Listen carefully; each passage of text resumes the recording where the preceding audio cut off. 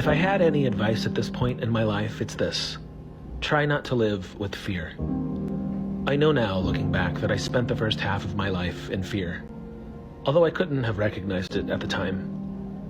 I spent my teenage years in what I now see as a cult, and that cult sort of passively escorted me through what is now called conversion therapy, like a really scattered, unorganized version of it, but that's what happened. Life without Jesus left me with almost no identity and a shattered worldview. And for most of my 20s, I was either chasing something or running from something. It's still hard to tell. In my 30s began a ticking clock.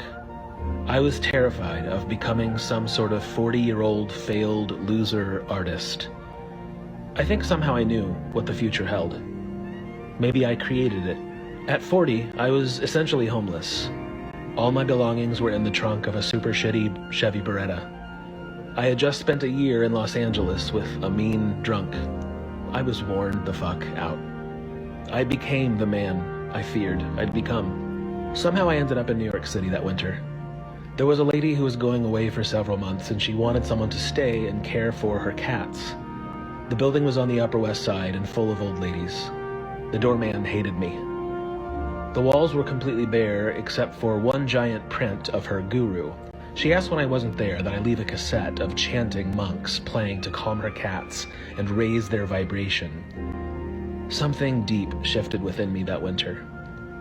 I remember those few cold months, not as the time when fear left me, but more like it cooled down and left a strange, valuable thing inside me.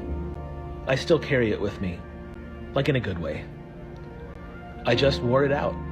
That's how it ended. And then when I was done with it, I sat alone in an empty apartment with chanting cats. Maybe they raised my vibration. I feel so profoundly different now as 50 approaches.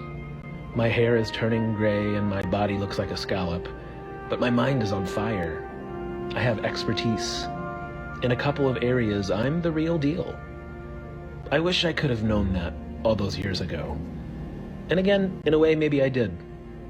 Maybe I created it. Anyway, here's the view out of that apartment window in New York that winter.